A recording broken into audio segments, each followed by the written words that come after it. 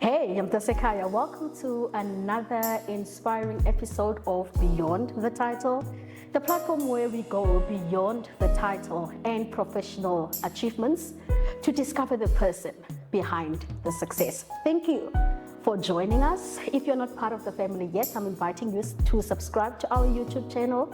Follow us on Facebook and TikTok. We are Beyond the Title on those platforms. Well, today we are joined by a remarkable law professional, someone who was born and raised in Upington and has gone to start his very own law firm in our community. Ladies and gentlemen, without wasting any time, let's welcome to our little studio none other than Mr. Du Pokoy. Thank you so much for joining us. Thank you, ma'am. The pleasure is all mine. As I indicated to you earlier, I will try to speak English. Yeah, English is not my forte, but I will try. At least we have an international community. There's internationals watching, so it's important that I need to accommodate everyone. But every now and then, I'll also accommodate our own community and at least express myself a bit in Afrikaans, because I also feel that's important for our community. Yeah, thank you so much. I wanted you to mention it. Dat het nog niet klink like ek praat die regte goeie, but of course you are more than welcome. Ons is van Upington, maar ons waardeer verskriklike tyd baie. First and foremost, Mr. Angurs Du Pokoy. Wie is dit? Yeah, difficult question. Difficult. Very, very difficult question. When you look at the person, or when you're asking about the person, I would describe myself as a humble person, first and foremost, or at least that is what I think of myself. Very accommodative, very likable, I would think, but also straightforward, a straight shooter. And that has brought me into a lot of trouble at times, especially growing up. Okay. Because growing up, being a straight shooter, you would not have the maturity to understand that it's not always necessary to tell people what you think. Yeah. And it's not always necessary to tell people what you think of them, especially. So as you grow up, you start to realize, in as much as I'm a straight shooter, I need to control that a bit. So, in a nutshell, I would describe myself like that. Yeah. Beyond my subjective thinkings, I would say a family guy, definitely. I love for my family. Yeah, that's in a nutshell. Yeah, that's beautiful. Family guy. Besides obviously the things that we would, or people would recognize you with outside of your personal space, if I can call it like that. So yeah, that's in a nutshell why I believe I am. Yeah. You've mentioned growing up you were a straight shooter. Wow. Apart from being a straight shooter, what do you remember about yourself growing up? Wat het jy begin was meneer Du Pokoy? You're asking very difficult questions, to be honest, because I remember when we grow up, when you live, you don't think about what you do, and you don't think about what you live, and especially as a child, you grow up. Your environment would shape you to an extent, but I grew up in a very nice environment. That is one thing. Poco Street, David Street, Pilani Street, that setup. It's very intertwined. People know, okay, in most of our societies, we would know about each other's business. But that side of Babalelo especially, we do things a little bit different, but we are a very close-knit community, if I can put it like that. You understand? So I always tell some of my friends, you get Babalelo and then you get that side of Babalelo, which is a bit different. It's really a bit different. And I think what influenced that is the fact that there's a mixture of people. There's really a mixture of different cultures. There's a mixture of people with different backgrounds, and they all came together under in one pot, if I can say it, Yeah. in one pot, and then, Yeah. but the mixture is nice. But growing up, man, it was a bliss. Before our house was like that, it was a 4-room. Yes. So now I remember at the back of our house, we used to have, my grandfather used to have sheep and goats and chickens, and so Yeah, you were rich. You were rich, no, man. not the rich farm style. I mean, if you have that, like, you are rich. but You've but made only it. a few, you Yeah, check, yeah. only a few. Yeah. So I grew up knowing that it's important. I need to feed the chicken, I need to feed the sheep, I need to clean the toilet. You know, our toilets was outside. Outside, Exactly. yeah, So yeah. I need to clean the toilet. I had some chores at home that I knew these were my chores. You understand? We stoop the frave. It's my job. Yes. The grannies wanted the sheep You to understand? shine. So and my grandmother was a big influence of in my life. If I talk to my mother, I would call her by her name, because I used to call my grandmother mommy. You understand? And my grandfather papi, because Yeah. I'm a grandparents type of child. So you can imagine what that comes with. You know, lots of times you were spoiled, obviously, but there was a lot of discipline, definitely. And intertwined with the church. I was a church boy growing up. Oh, I used to love church activities. Church, you know, Sunday school, at Catholic church is Kiro on a Saturday. So on a Saturday I would go to Kiro.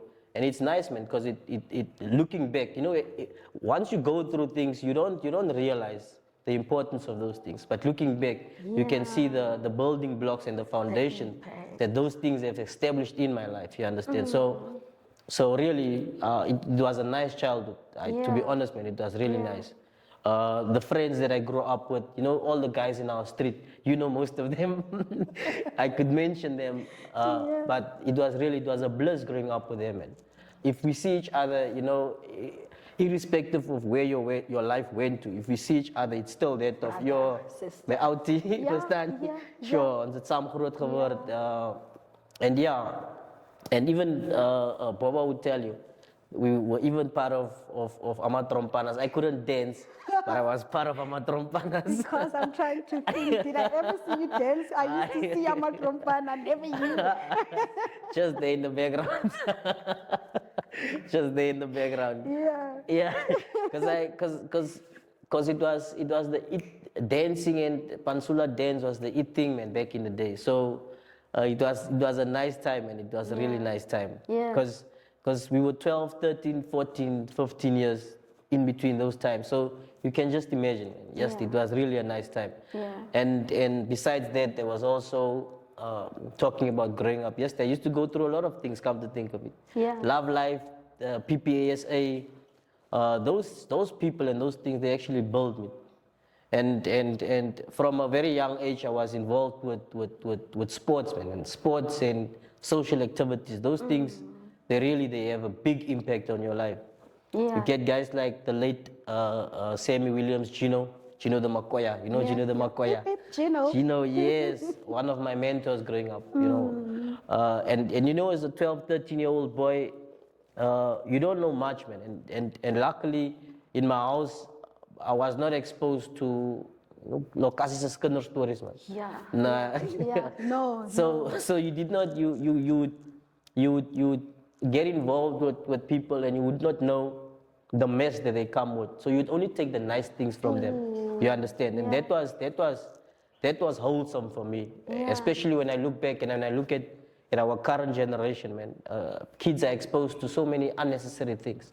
So yeah, that I believe is in a nutshell. I could sit here and talk about my childhood. I love it. Forever. I love it. You know. But it was really nice, man. In a nutshell, it was. Yeah. I would not, to be honest, man. You know, when I was 16, I used to want a golf. And looking back, I'm actually glad I did not get a golf. You understand? Because as a child, you have all of these things that you want, man. If it's a pity I did not come here with my grade 11 marks you would not see this is not lawyer material. Definitely not. I actually failed my June exams. Yeah. Because the headspace that you were in, man, you understand? that point. At that time. So, hence I'm saying, at times when your parents, they don't give you something, or when you think, but yes, why am I not as rich as those kids? Yeah, why am I not as comparisons. privileged? Yeah, so it becomes a problem for you because you think, but I want those. I want to have J's. I want to have this. I want to have that. Yeah. But when you look back, you think, yo, it's a good thing I didn't get those. Because what if I got those? Yeah. The inspiration would have maybe died down a bit, or those things might have gotten you into something else. You understand? Yeah. So, yeah, but yeah, that's in a nutshell, I believe. Yeah. My God's childhood. plan. God's plan. I Yeah, love and it. God's plan. But Mr. Du Pokoy, the lawyer, the attorney, was Mm-hmm. it always your dream to become a lawyer? Yeah. Okay. Yeah. Okay. Yeah. Okay. My sister, I tell people, you get different types of lawyers. You get, or not lawyers per se, but different types of law graduates. You get the law graduate that he did not know what to study, but he is academically gifted, and so law is it's not an easy degree, but it's a manageable degree, man. And also depending on the institution where you get it from. So I always believe that anybody who's academically gifted, you can study law, you'll be able to pass it. You'll get your LLB degree, no problem. But then that person will not be able to become a lawyer in the true sense. Because to be a lawyer in the true sense, you really need to love lawyering, if I can put it like that. You need to love being a lawyer. And then you would get people who are academically gifted and they have the LLB degree, but they don't have that feel to be a lawyer, you understand? There's no passion for this thing. Exactly. So Yeah. I was lucky, or not lucky, blessed enough to say that at least from where I came from, I always wanted to be a lawyer. I never wanted to be anything else. I can't even recall Oh my wanting to be any. word. I promise you. I recall I was in grade 9. I passed grade 9. My grandfather died when I was in grade 9, right? I passed grade 9.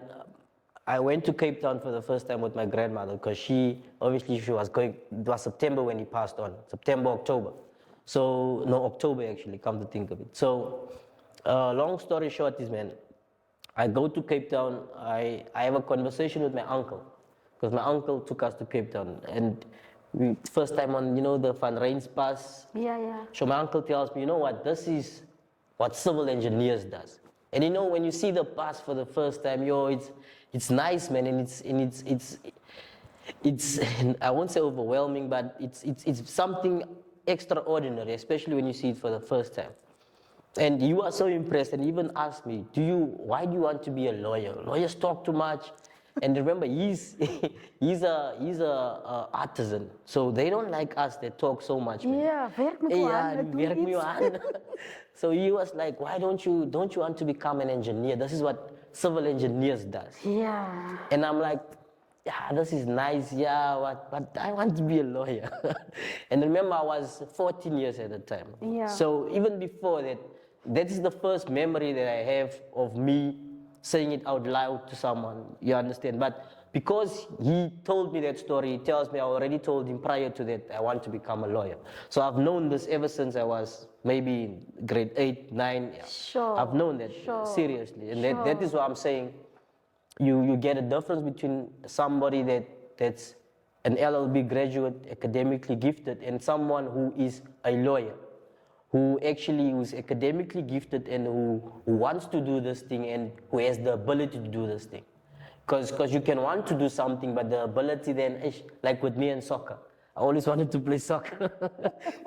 I loved soccer. I still love soccer so much. I'm still involved in soccer. But loving soccer so much, at least I could see I'm not as gifted in soccer. So soccer will not take me anywhere. Yeah. But academically, I could survive. And I had this natural ability to be a lawyer. It sounds pompous, to be honest, but it's a fact. You get to court and you'd see somebody who has the degree, but they do not have, and it has nothing to do with confidence. Because you even get people 10 years in this business and they still ask the question and then they would freeze, you understand? So I know I've always wanted to be a lawyer. I don't know anything else. Yeah. Obviously, the lawyering side, you don't know all the perks and you don't know all the pitfalls. So once you get to learn those things, it either motivates you or it demotivates you to an extent. So yeah, but all of those things, they come with time. Yeah. Tell us about, is it Du Pokoy Pty Limited? Du Pokoy attorneys. Du Pokoy Attorneys Pty Limited. Oh my gosh. Incorporated. Okay, Du Pokoy Attorneys. Was it one of your dreams? Not from the onset. Okay. No, not from the onset. I always wanted to be a lawyer, but I did not know why I wanted to be a lawyer or how I will be a lawyer or I want my own firm. No. To be honest, not from school or not even in varsity. Funny enough, in varsity, I did not even know. Let me tell you this. Prior to me going to court for the first time as a lawyer, I've never been to court. I promise you, I've never, even during holidays, I did not go and shadow someone. I was not interested in those things. Hence, I'm saying, you really need to have a feel for any profession that you are in, because once you don't have that feel, and to say you have a feel does not mean you are there all the time and you are pressing on things and what. No, man. Hence, I'm telling you, I love this job so much, but when I was in varsity, I never used to shadow someone. Not to say that it's wrong to shadow someone. I'm one of those people, man. I feel when it is time to work, it's time to work. When it's time to reset. Yeah. I'm not going to come to Upington. You know the vibe here, December time. So imagine I come here, I must come and work. Yeah. Never. Yeah. And once you come home, you're a celebrity if you're a student. Certain expectation, exactly. certain way that you must behave. You and understand. All that. So I did not see the importance of that. In hindsight, I'm not regretting per se. However, I would advise someone differently to say that, you know what, even if you spend one summer, you understand. I mean, you come home 3 times in a year. You come home Easter time, June, you come home December. Because normally we would skip one holiday. Yeah. I mean, even to be fair to yourself, even take maybe the shortest holidays, maybe the March holidays and the September holidays, and then you come and work or you come and see what people do. Yeah. Just show that interest. You understand? Maybe they would even do better than me. Hence, I'm saying it's important. In as much as I did not see the importance then, I do see it now, and I do feel okay. Someone else might value that information or value that advice to say that, you know what, let me start doing this or let me rather do this. But I always tell young people who wants to come and shadow me, man, yeah, come and shadow for, if your holiday is 5 days, come and shadow for 2-3 days, not 5 days, man. Take the other 2 days off. Relax, man. Just do your own thing. Yeah. Stop thinking about law, and you understand, man, because you can't be, if there's no balance, you won't be that's my thinking. You will never be anything other than a computer if there's no balance. And you don't want to be a computer, because we have family, we have friends, we have social responsibilities. And it's important for you to get to all of those things. Yeah. In equal shares, I would say. Yeah. But because unfortunately, you know, if you open up a motivational speech or any type of podcast, they would tell you, no, you work 18 hours a day, you sleep 6 hours, you work 18 hours. No, those things, no, not for me, man. Yeah. It doesn't work for me, seriously. Because, and what you going to do with 10 million? You hear what we all want 10 If you million. don't have a life, what are you going to do? You understand? With it? If you don't have a life, what are you going to do with it? You just accumulate wealth, and then for what? You see, but we all want to be wealthy. I would definitely want to be wealthy. Don't get me wrong. I'm still asking to be wealthy. You want the millions. Definitely. Let's talk about Du Pokoy Attorneys. How did that baby come about? When I did my articles, I did my articles at this one firm in Woodbank. It's the biggest firm in Woodbank, basically. And then I got fired there. Right? What did you do? When then? Yeah. Jokes, you don't have to. No, I can tell you. I'm not even ashamed of it. You know, there was this clerk at court, at the magistrate court, and me and her used to have disagreements.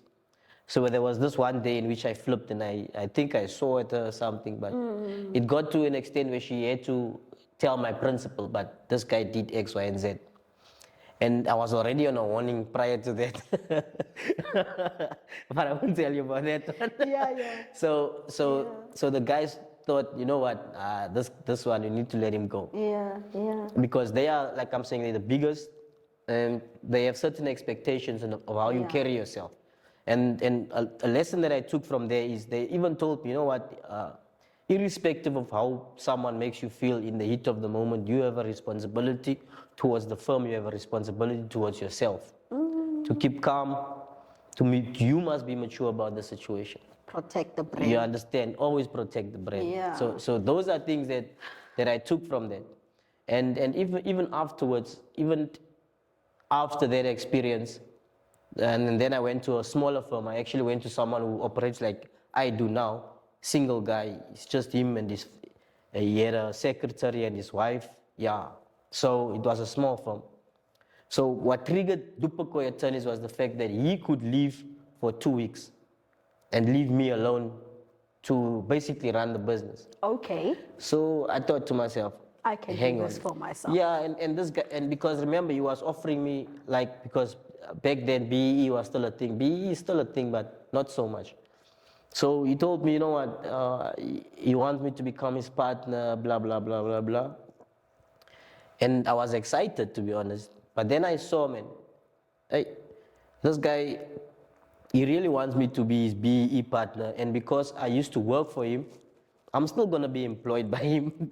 Because you know, the mind is a funny thing, man. Because in as much as we would be partners, he would still be my boss. You hear me? Yeah. I would still see him as my boss, and I would see him as this guy who lifted me up and blah, blah, blah, blah. Yeah, and so I did not want that. So I thought about that situation, and then that actually made me think to say that, you know what, but you can do your own things. Because I'm in court, I knew already, even when I was doing my articles, I was good in court. People in Witbank that know me, they will tell you, especially people in Skoon Gesert where I used to stay, they would tell you. Because I used to make things happen, man. I could make things happen. So I knew I had the ability to at least do the work. And to get the clients, it was difficult because you don't know how to get clients, you understand? And you are not, those things are not taught. They don't teach you that. Yeah. You must find a way how you will get clients. And then, but that really gave me confidence. The manner in which I worked with him and at his firm and how I could handle things, I said, no, man, I can do this on my own. Yeah. So I did my articles, and then after doing my articles, I said, no, man, I want to come home. That's exactly my next question. Why did you decide to come and do it at home? You could have done it anywhere else, I mean in Witbank, but you decided to come home. Because Witbank is dangerous. That's actually why I left there, because it's dangerous. That's the one thing, it's very dangerous. Dangerous in the sense of they don't value the lives of professionals. They don't value anybody's life there, to be honest, man. Those people, they are different. They are just different. And I thought coming home, people won't know you, but once they get to know the product, and once they get to know what you can do, then they will definitely come to you, irrespective of whether they know you or not. You understand? So, and even him, my boss, my ex-boss, he actually told me, the best thing is to come home. Because he told me, if you come here, you already have 500 clients. You just don't know it. You understand? So he gave me a little bit of hope. Yes, to say that, you know what, let me start here. And you know, one of my first clients was, actually, it was my uncle.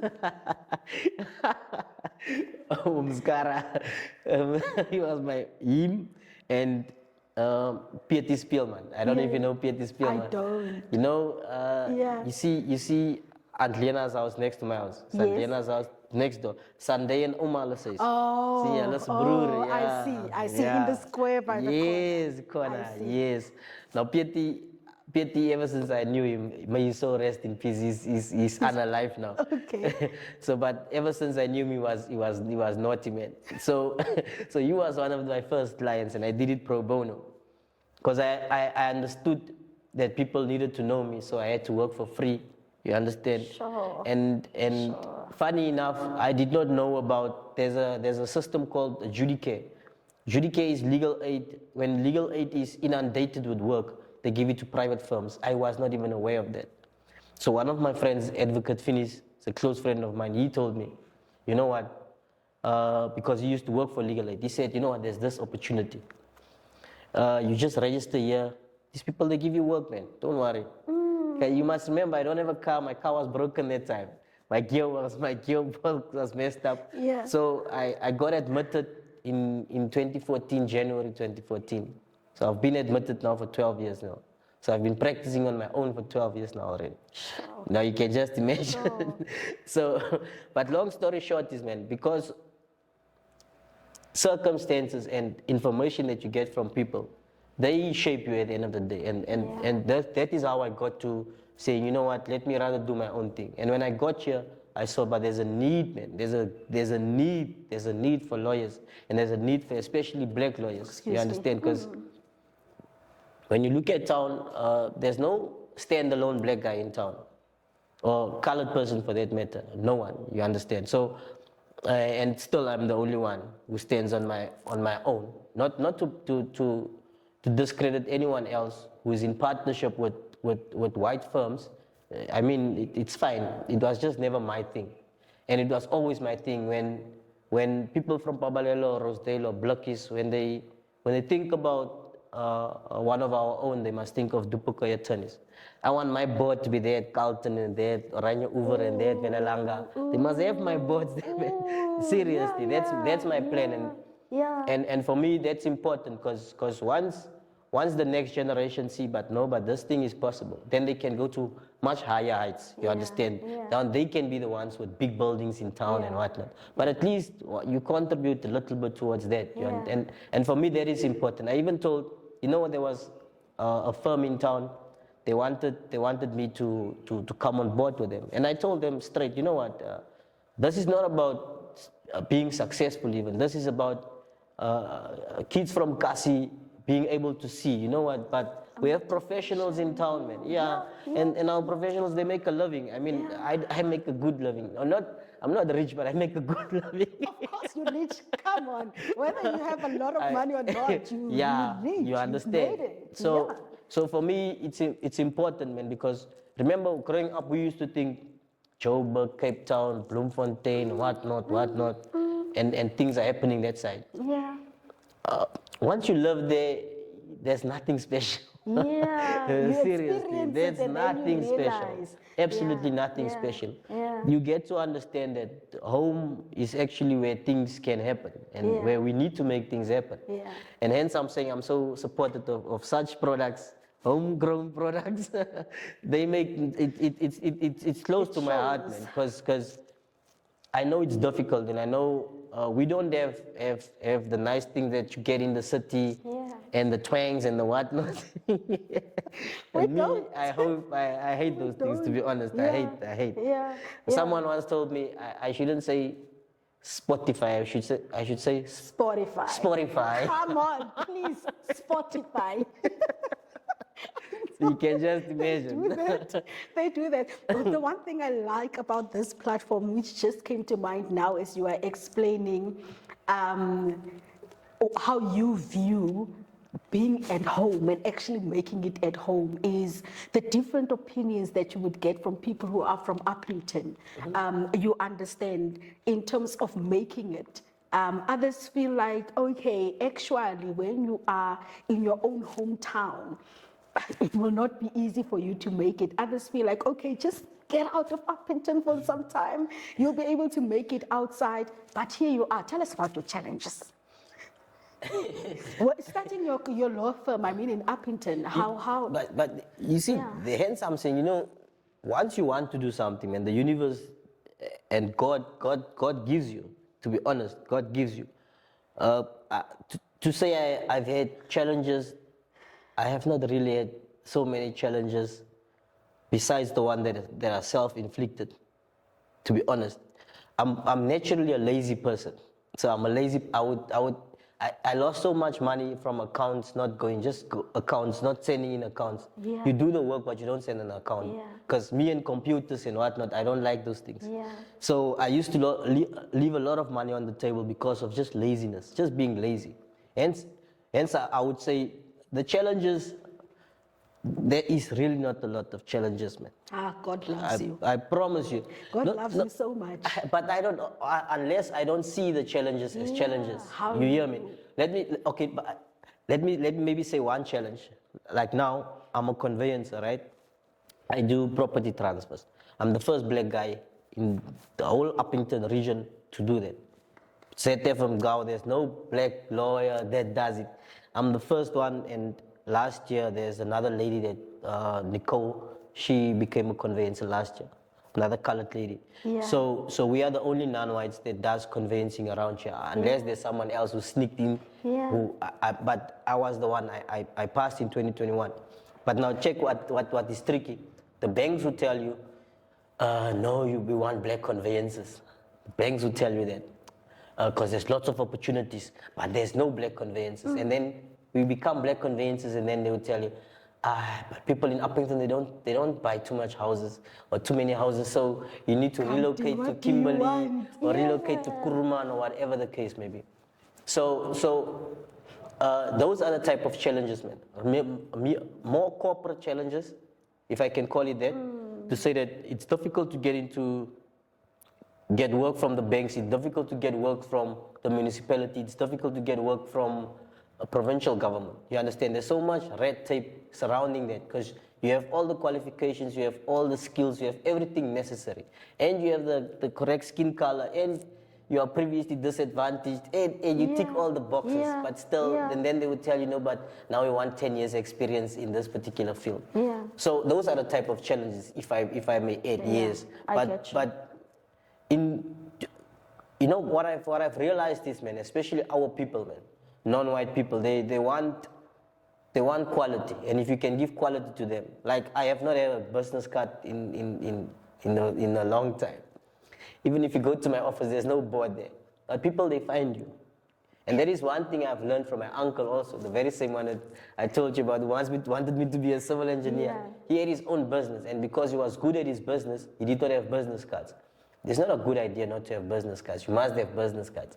All I'm saying is, at some point, when you need validation, those are the things that you look at to say that, okay, no, but I can't do this thing. Man. Because, you know what, interestingly enough, there was this one guy.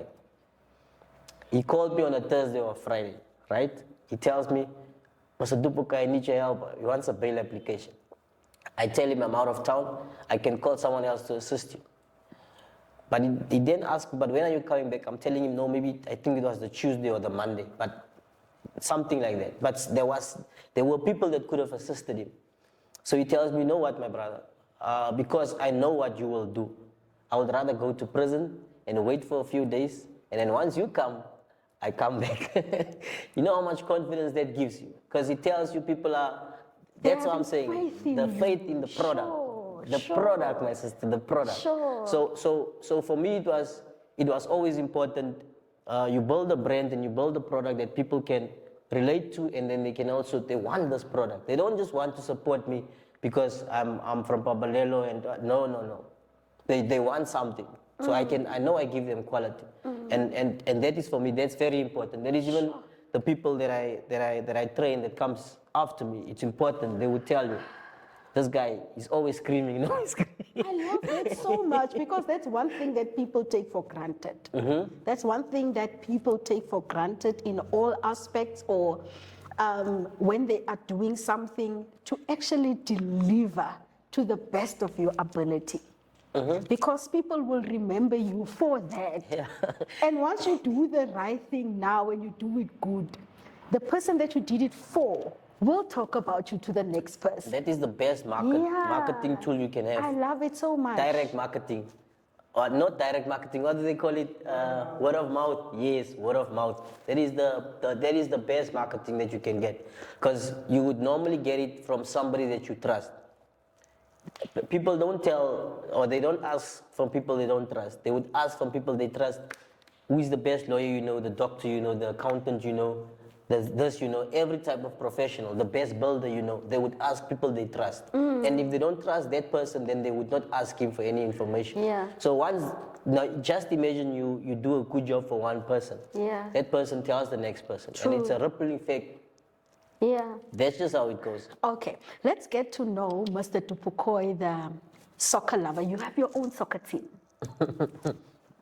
I want to move away from you as a lawyer for a few minutes before I can go to the poiky. This is the most interesting part of the conversation. But you have your own soccer team, and I remember you were also part. I don't know if you still are. You had your own bread that you did. Yeah. Talk to us about that. The soccer team, you know, two guys, man. Gino, Sammy Williams. Gino, mentor, basketball, soccer, everything, that guy. And then Mbondezi, Stelo, Mbondezi. Yes. Yeah, you can recall at some stage he was chairman of Wings and whatnot. So those guys, man, they gave a lot to me. A lot of their time, a lot of their resources, especially a lot of their time. And not only them, and there's a guy that he passed on now, Jury. He was our captain at Wings United. There's a few guys, man. Even Tamboy, you know Tamboy? Yes. But that I can name a whole list of them, man. And it's actually said that I can't name all of them. But long story short is, man, these people, they looked after us as football players. And they, to an extent, they also shaped myself. So when I got back home and I saw that, but I wanted to get involved in soccer. Okay. And even in Witbank, come to think of it, I was involved in soccer that side. I was there for a short period of time, but I was involved in soccer always, because soccer has always been part of me, man. And one of my loves. Even though you can't play it. Even though I can't play. For sure. Yeah. For sure. So when I got back home, I wanted to get involved with Wings first, because Wings is our home team and whatnot. In Upington. And then they told me, no, but Wings is a family, not a community team. You can't buy this team. You can't have shares in this team, nothing of that nature. So it's fine. And then at some stage, me and my friends, because I'm not the only one involved in the club. It's myself and Papi and Tabiso. Yes, you understand? We are the ones who are we are the spine of that team. So, a long story short is, man, sometime in 2016, because Uptown has been around since 2016, come to think of it. And it's been a while. Seems, it's a while, and people think it's just 5 years old. Yeah. So we got together as friends, because we used to sit there at Papi's house, man, and just drink beer, man. And just chill there, and because we were young and we had a bit of money, we just drank, and our time went by, man. And then some of the young guys that we were chilling with, your Mahutas and Ramos, and they were playing soccer, those boys. So they were keen on starting their own team. Because I remember they spoke about Tornado. Tornado came up through the ranks and Tornado qualified. So they were very impressed with that setup. And so they convinced me to say, you know what? Why don't we start our own team, man? So it was these guys and Tso, I don't know if you know Tso, and Max and them. So it was all of them, man, together with Bele. I must mention Bele. If I don't mention Bele, He's gonna fight. Shout out to Bele and the rest of the guys, obviously.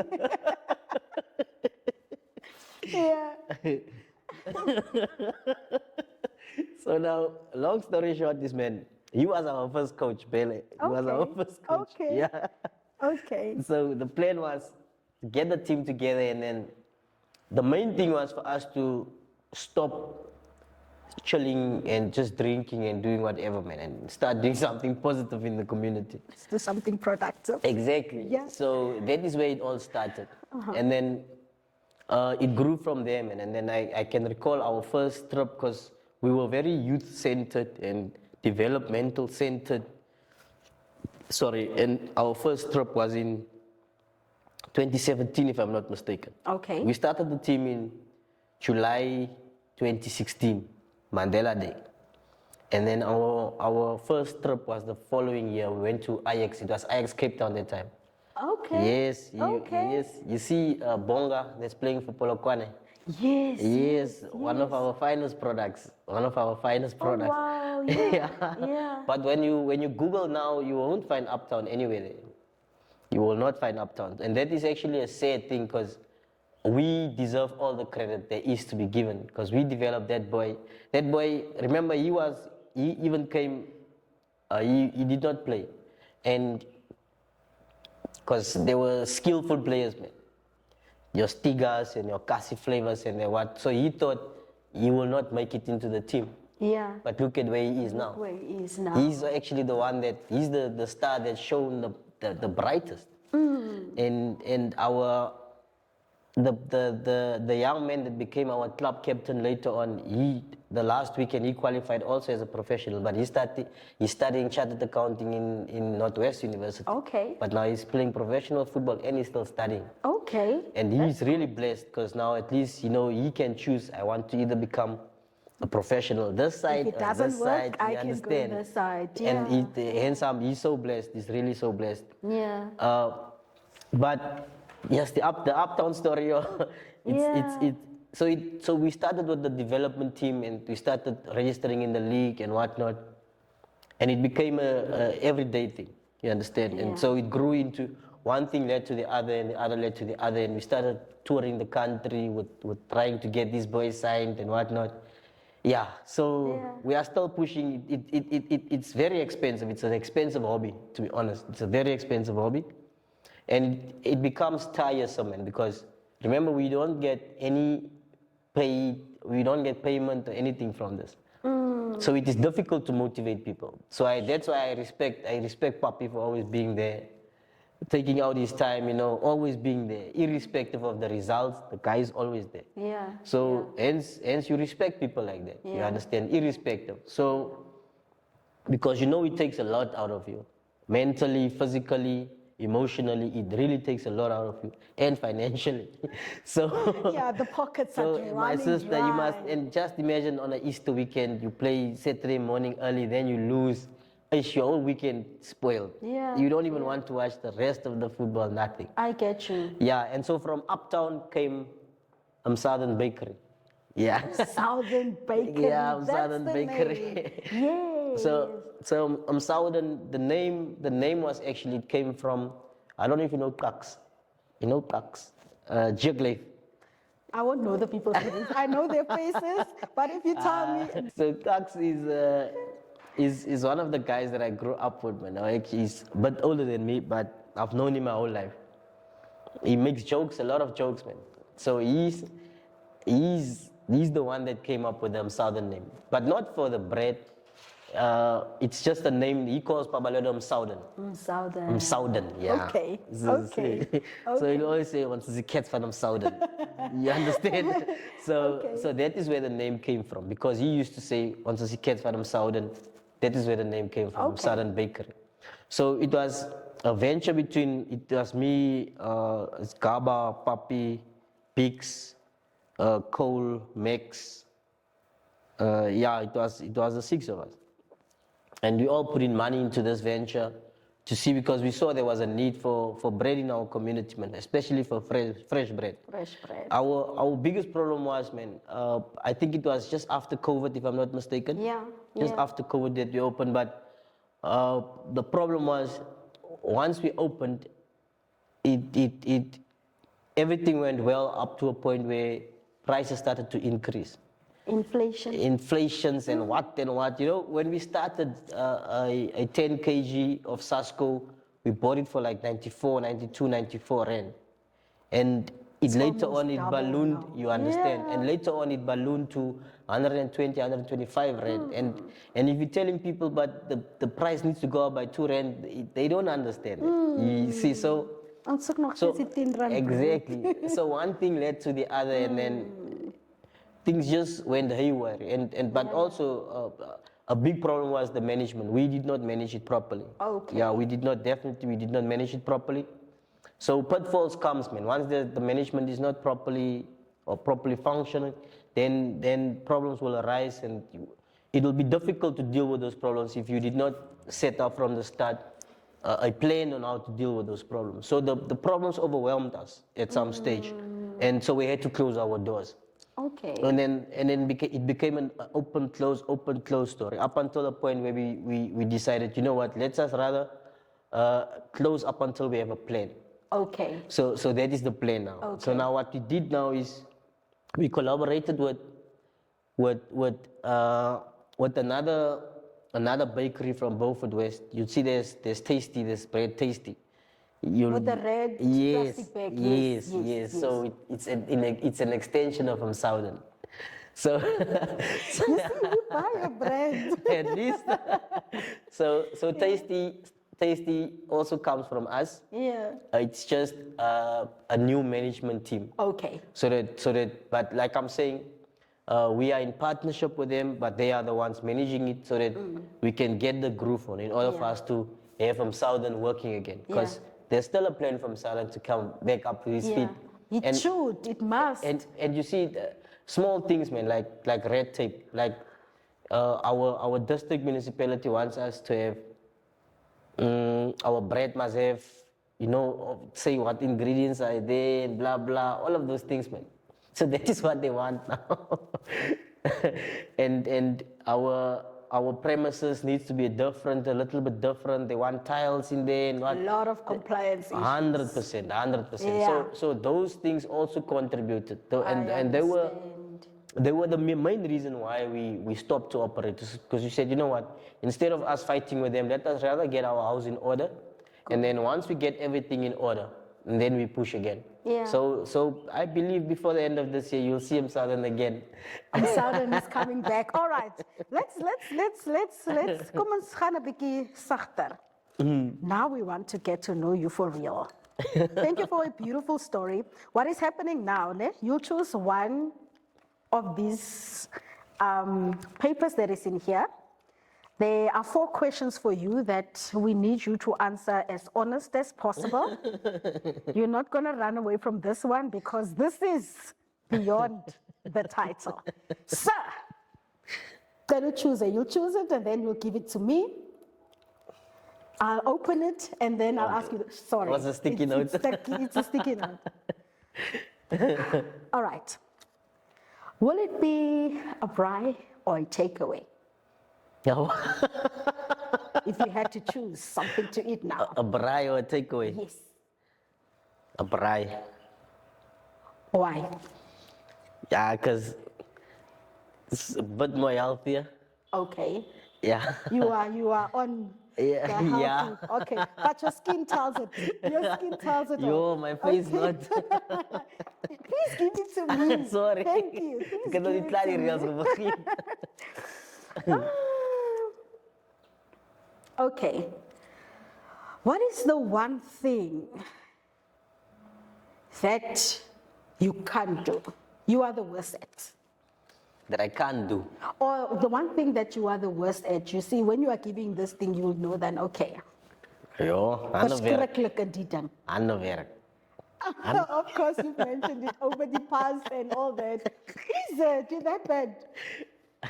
My sister, my wife has a closet there. It's the child's. It's a casino in Engels, my bro. The cupboard. Yeah, the cupboard, the small cupboard type of thingy there, and the hinge. It unhinged somewhere. Yeah. I wish I could fix that. Your wife is watching, right? You have such a soft husband. And she's the one who fixes it at times in her own. My child would tell you. Seriously, please my do son better. would tell. Nia. I wish. Do better. I wish. But I will try. But the problem is you get hurt, man. You get hurt. Serious, it's a problem, man. Yes, The problem is you get hurt. get hurt, Okay. man. Yes, Have you ever fought in your entire life? you're too much. Is it? How come you're not a handyman? I know people who fight are people, but the hammers goed gebreek. You hear me, Mont. Nee. You Mont, are you in trouble, Craig? Of course, you're a lawyer. Next. I understand. Of course, you are a lawyer. It makes sense. Okay. But I fought a few times in my life. All right. Have you ever called someone accidentally? Accidentally. Yes. Have you ever called someone accidentally out of court? My lord. But ongeluk, you're having a conversation and you're like, but your honor. Oh, like a magistrate. Yes. Oh, no, not accidentally. No, not accidentally. Not accidentally. I do it on purpose. I actually call them that. It's magistrate or landlords or judge or serious. Okay. It's just in me, man. Whenever I talk to my peers or my fellow professionals, I call them either Mr. So-and-so, or I would tell them landlords, or I would tell, there's this other friend that I would call her the director. Yeah, yeah. Because she's a director at a firm, you understand? Yeah, so okay. it's just in me. Okay. So no, definitely not by accident. Okay, No, on I'm purpose. focused. When I see people, I'm focused. I love that. Okay, last one. Last one. Okay, your honor. Let's see. What is the first thing you do when you wake up in the morning? I go to the bathroom. First thing, go to the bathroom. I go to the bathroom. Okay. That's why I get to read a book. That's why I get to pray also. Yeah, yeah. Yeah. Okay. So that's the first thing I go. Okay. I go to the bathroom. Serious. I'm not going to ask anything, a follow-up question to that. I'm not going to do that. But to someone watching our conversation now, Mr. Du Pokoy, and having listened to what you've shared, your journey, and I believe it's so inspirational and motivational. And someone has a dream. Probably they want to become a lawyer, or they want to start something and they don't know how to go about it, especially a young boy, man, a young man. What do you have to tell that person? Wants to become a professional. Yes, or who just wants to start something and be something in life. Be it a law firm, be it a business, or they don't know what they want to be yet. A young man, for young men, I would say, especially young black men. Sorry. Get your mind decluttered. That's the first thing. Get your mind decluttered and make a good choice about the woman that you want to spend the rest of your life with. Because that is my compass, to be honest. If I did not choose correctly in that sense, you would not be thinking of me as this inspirational guy who, I promise you that one I promise you. The woman behind. Exactly. You know, I got married in 2018. Let me just tell you. And before I got married, I told my wife, I think 2 years prior to that, or a year prior to that, I told my wife, you know what? No. It was 2 years prior to that, because it was even before I proposed to her. So I told her, you know what, Ish, we are hustling, or I'm hustling, blah, blah, blah. You see, things are not going as smooth as I thought they would go. Yeah. And I can recall there was a director's post at one of the municipalities. And I told her, you know what, because of my degree and because of the environment here, I stand a chance, man. You see, I don't want to work at the municipality, but for our future, man, Yeah. I would, because at that stage, I wanted to get married, and I wanted to start to have kids and all of those things, man, and start my own family. And she was the one who said, you know what, man, you've been struggling and hustling for so long. I don't mind waiting a bit. and a few months after that, things just started to flow. Oh. Hence I'm saying, and I'm lucky, man, because you don't get that. You don't get such woman in life. Serious. And those things, they taught me, looking back, those are the important times in my life. Because if I did not have her backing, and even prior to that, remember when I started my firm, I didn't have a cent, I didn't even have a car, nothing. So I needed money to open a bank account, I needed money to sustain myself, I needed all of that. And then she was working. And so she was just my girlfriend at that stage. And she provided for me. You hear me? So hence I'm saying the type of woman that you pick, that's the most important. And the sooner young black men understand that, sooner we get into this thing of being married and actually committing to this, our lives would be so much easier, I promise you. But because we grow up in this environment where those things are not valued, you end up, hence you see most of us, we get married late in our 30s, early 40s and whatnot, and then we don't even know how to manage those things. Because the generation before us, they did it in a certain way. And unfortunately, times evolve, people change, you understand. You are not the way your mother was. Your daughter will not be the way you are. You understand? Yeah. So, but those are difficult things. But for me, to be honest, man, and even in varsity, in varsity, I failed, man. and You're laughing about it. But I promise you, I met my wife in varsity. Okay. If it was not for her and her being with me, I would have failed. Truth be told, I would have failed. Because she brought a bit of stability in my life. She brought a bit of direction in my life. That sense of being and belonging. And so I'm forever grateful to her about it. Yeah. Oh, so that is what I can say, man. Yeah. To young men, we should really value getting stable and married a bit earlier, because those things assist you, especially if you want to be a professional. Those things really they assist you in your life and for you to attain your goals. Definitely. Yeah, beautiful. Yeah, I must have you back one day with Mama Sekaya here. Shout out to the wife. My wife doesn't like to talk too much. No, what I'll tell her. Shout out to her. I love her so much. But anyone you want to send a shout out to, we are done. Just anyone you want to say hello to. Shab, Kyrie, Ramaya, and Casey. Taras bayan vir julle. Wow, thank you. En obviously mevrou Doep, 110,000 kere. Baie lief vir jou, mevrou. Ek vang tips, mevrou Doep, moenie worry nie. Thank you so much. Thank you so much for joining us. This was such an incredible, beautiful conversation that we had. I hope that you took something from it. It is beyond the title.